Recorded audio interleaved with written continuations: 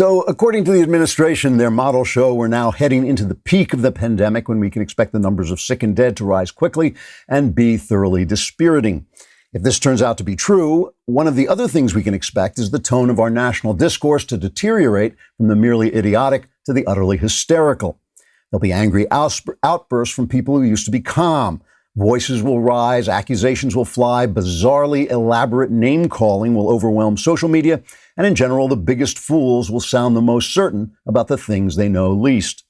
Hard as it is to believe, the news media will get even worse, touting any detail guaranteed to spread fear and questioning administration policies from a platform of pure, unself-aware, anti-Trump and anti-Republican hostility mixed with an almost stunning ignorance of mathematics and what does and does not constitute science and expertise, which is not to mention all the lemming-like socialism we can look forward to.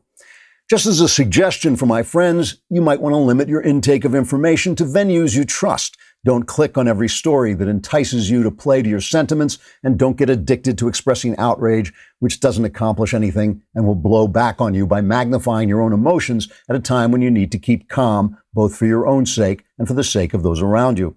People are going to act badly. Look for the many, many people who will act well. Be like them. You'll be glad later. And let's hope the president and his men and women act well too, because this is also the time for planning the course into the future. This is when we need to start studying and talking about how to get everyone back to work. It has to happen. It has to be thought about. It can't be done recklessly. It requires expertise in the same way the medical aspects require expertise. As the numbers get bad, the voices that say silly and hysterical things about unlimited lockdowns have to be ignored in the same way that people who denounce the medical experts have to be ignored.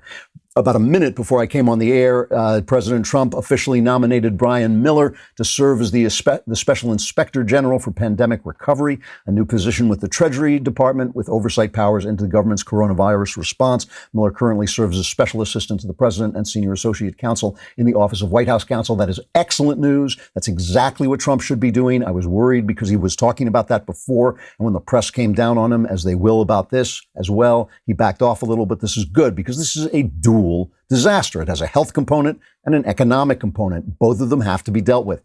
When Trump said we can't let the cure be worse than the problem, he was 100% right, no matter what the press says to him. Everyone has made mistakes. It's impossible to imagine a situation like this where that would not be true. It's impossible to imagine a situation like this where every single person will not have made mistakes and gotten things wrong. But this now is the moment of decision. This is what we'll judge our leaders on, how they steer us through the heart of the whirlwind into the calmer waters beyond. And it's how we'll judge ourselves as well. This is when you show your children who you are, when you show your spouse and your family who you are, when you show yourself who you are. It's not that we have nothing to fear.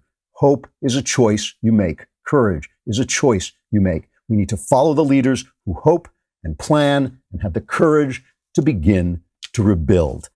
I hope you enjoyed that clip from The Andrew Klavan Show. If you did, go ahead and hit the subscribe button so you stay up to date on all our future content.